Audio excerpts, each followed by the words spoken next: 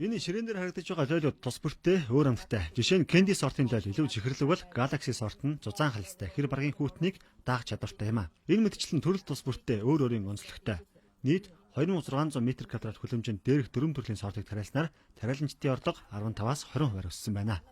Монгол орны нөхцөлд нутагсан энэ дөрвөн сорт нь бол нэг төрлийн ийм шар сорт байгаа. Шар сорт буюу Kitty Orange гэдэг ийм сорт байгаа. Одоо энэ эд боловсрсан байгаа энэ сорт.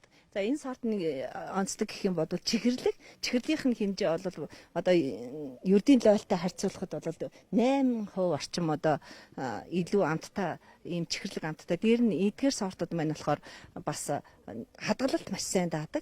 Тэгээд хадгалт сайн даадаг учраас одоо гэрийн нөхцөлд чихрийн тавганд хийгээл хүүхдэд идэвхлэхэд бол маш их тохиромжтой.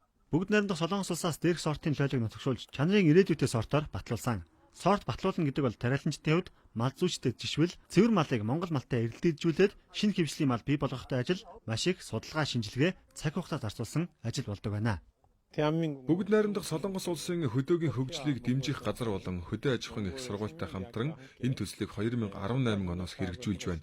Манай төсөл Монгол улсын ард иргэдийг хямд төсөр үнээр амттай эрүүл хүнсээр хангах зорилготой.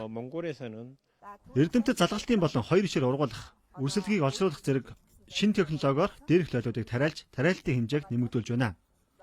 Жижиг жимс лойлыг их хэмжээгээр тариалбал дотоодын хэрэгцээг бүрэн хангах боломжтой гэж дүгнэж байна.